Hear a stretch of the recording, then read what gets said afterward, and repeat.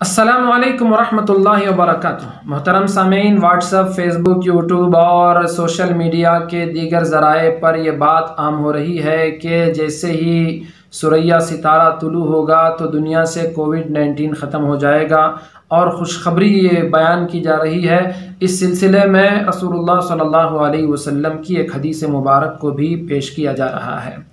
چلیں جانتے ہیں کیا واقعی ایسا ہی ہونے والا ہے۔ ہم دعا کریں گے کہ اللہ تبارک و تعالی اس سے پہلے اس وبا کو ختم کر دے۔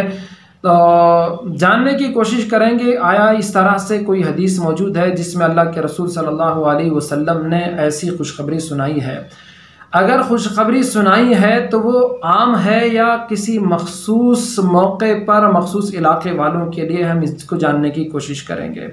چلیں وہ حدیث جس کو حوالے کے طور پر پیش کیا جا رہا ہے، پروف کے طور پر، وہ حدیث مسند احمد کی ہے، جس کو حضرت ابو ہریرہ رضی اللہ تعالی عنہ نے بیان فرمایا کہ رسول اللہ صلی اللہ علیہ وسلم نے ارشاد فرمایا: ما طلع النجم صباحا قط وبقوم عاهت الا رفعت او خفت، کما قال علیہ الصلوۃ والسلام، کہ جس کسی قوم پر بھی کوئی آفت ہو، وبا ہو، بیماری ہو، اور صبح کا ستارہ طلوع ہو جائے تو ان سے وہ بیماری یا تو اٹھا لی جاتی ہے یا اس میں کچھ تخفیف کر دی جاتی ہے، اس کو ہلکا کر دیا جاتا ہے۔ اسی حدیث سے یہ بات عام طور پر ہر پڑھنے والے سننے والے کو یہ سمجھ میں آتی ہے، یہ بات کہ کورونا ہو یا کوئی بھی وبا ہو، اس سے ہلکی ہو جاتی ہے یا ختم ہو جاتی ہے جب یہ ستارہ طلوع ہوتا ہے۔ اس ستارے سے مراد دوسرے احادیث میں اس کی وضاحت کی گئی ہے۔ شارحین حدیث نے اس کو سمجھایا ہے کہ اس صبح کے وقت سے طلوع ہونے والے ستارے سے مراد وہ ثریہ ستارہ ہے۔ اس حدیث کو سمجھنے کے لیے ہم دوسری احادیث کو جب پڑھتے ہیں تو سمجھ میں آتا ہے کہ اس حدیث کا اور بھی کوئی مطلب ہے۔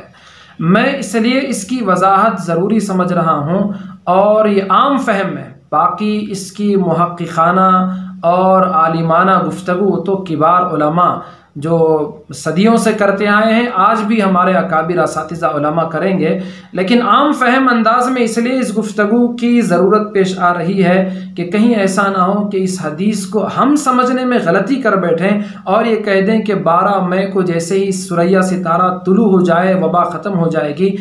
اس کی ہماری اس سمجھ اور ہماری اس وضاحت اور ہماری اس تفہیم کی وجہ سے کہیں ایسا نہ ہو کہ 12 مئی کے بعد بھی کووڈ-19 دنیا میں باقی رہے اور اسلام دشمنوں کو یہ موقع مل جائے تنقید کا کہ دیکھو تمہارے نبی نے ایسا بیان کیا اور اب بھی یہ وبا دنیا میں موجود ہے۔ یا یہ کہ بعض مسلمان جو کہ کم فہم کم علم ہیں، بھولے بھالے مسلمان، جن کو یہ خوشخبری سنا دی گئی اور خدا نہ کرے کہ ایسے ہی کووڈ-19 باقی رہے، تو پھر ان کو رسول اللہ صلی اللہ علیہ وسلم کی حدیث کی جو عظمت ان کے دلوں میں ہوتی ہے کہیں اس میں کمی واقع نہ ہو جائے، اس لیے یہ گفتگو ہے۔ تو بہرحال چلیں حدیث جانتے ہیں جو مسند احمد میں ہے، حضرت ابو ہریرہ رضی اللہ تعالیٰ عنہ سے، جو رسول اللہ صلی اللہ علیہ وسلم نے ارشاد فرمائی: اس ثریہ ستارہ جب طلوع ہوگا تو وبا ختم ہوگی۔ دوسری احادیث سے ہم معلوم کریں تو پتہ چلتا ہے کہ یہ حدیث جو رسول اللہ صلی اللہ علیہ وسلم کی ہے وہ خاص پیرائے میں رسول اللہ صلی اللہ علیہ وسلم نے بیان فرمائی ہے۔ مسند احمد ہی کی ایک دوسری روایت جس میں حضرت عثمان بن عبداللہ نے حضرت ابن عمر رضی اللہ تعالیٰ عنہما سے بیع ثمار، پھلوں کی بیع کے بارے میں پوچھا،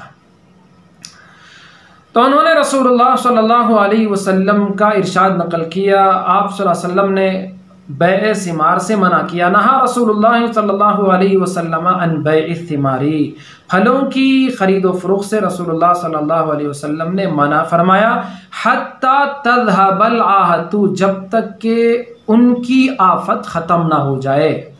آہت کا ذکر یہاں بھی ہے اور ابو ہریرہ کی اس حدیث میں بھی آہت کا ذکر ہے۔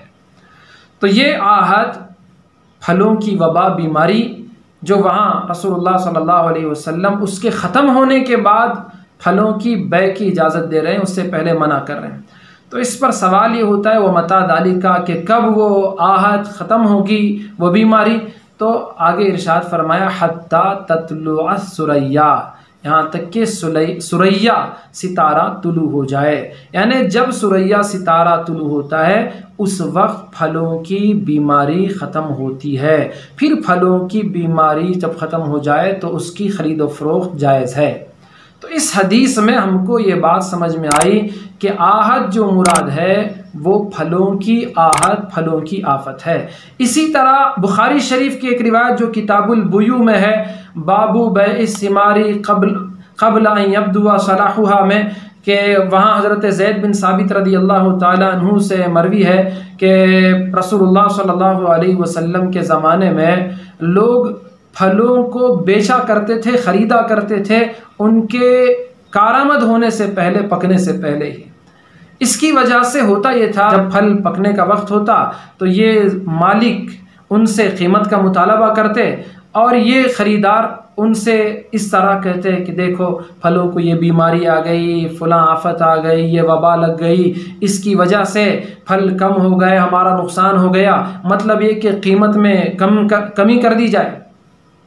یہ دونوں کے مالک اور خریدار کے مقدمے اللہ کے نبی علیہ السلام کی خدمت میں پہنچتے اور یہ بکثرت خصومت ہونے لگی، یہ اس طرح کے مقدمے کثرت سے پہنچنے لگے تو اللہ کے نبی علیہ السلام نے منع کر دیا جب تک یہ پھل کارآمد ہونا ظاہر نہ ہو جائے اس وقت تک پھلوں کی بیع خرید و فروخت نہ کرو۔ حضور صلی اللہ علیہ وسلم نے منع کر دیا۔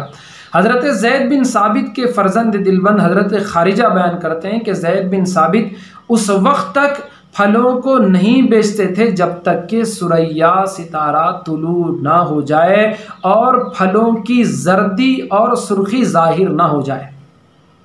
تو اس سے یہ بات سمجھ میں آ رہی ہے کہ جو آفت کا ذکر رسول اللہ صلی اللہ علیہ وسلم نے کیا ہے وبا کا، وہ پھلوں کی وبا اور آفت کا ذکر ہے۔ یہاں ہمیں پہلے یہ بات سمجھنا ہے کہ پوچھنے والے مدینے والے ہیں، حجاز والے ہیں، تو اس لیے ان کے لیے خاص یہ بات ہے۔ حجاز والوں نے پوچھا، حجاز والوں کے لیے رسول اللہ صلی اللہ علیہ وسلم نے بیان فرمایا کہ سریا ستارہ طلوع ہو جس میں پھلوں کا کارآمد ہونا ظاہر ہو جائے تب پھلوں کی خرید و فروخت کرو۔ بات واضح ہو گئی۔ اور دوسری بات یہ ہے کہ وہاں وبا سے مراد، آہت سے مراد وہ کھجور کی آہت، کھجور کی وبا مراد ہے۔ تو اس لیے جو حدیث عام ہے مسند احمد میں حضرت ابو ہریرہ سے، اس کا مطلب ہمیں ان احادیث سے سمجھ میں آ رہا ہے۔ تو بات واضح ہو گئی کہ جو حدیث عام ہے وہ عام حدیث بھی رسول اللہ صلی اللہ علیہ وسلم نے ایک خاص بیک گراؤنڈ میں، ایک خاص کانٹینٹ پر آقا علیہ السلام نے بیان فرمائی ہے، اس سے عام وبا مراد نہیں ہے۔ تو بہرحال یہ چھوٹی سی گفتگو بات کو سمجھنے کے لیے ہے، کسی پر تنقید یا کسی پر نشانہ سادھنے کے لیے نہیں ہے۔ اللہ تبارک و تعالی اس ناچیز کی اس کوشش کو قبول فرمائے۔ ہمیں رسول اللہ صلی اللہ علیہ وسلم کی حدیث سے لگاؤ، آپ کی سنتوں سے محبت اور آپ آقا علیہ السلام کی ذات عالی سے سچی محبت کرنے کی ہم سب کو توفیق عطا فرمائے، اور اس کووڈ-19 کا بھی اللہ تبارک و تعالی جلد سے جلد دنیا سے خاتمہ فرمائے۔ آمین۔ السلام علیکم ورحمۃ اللہ وبرکاتہ۔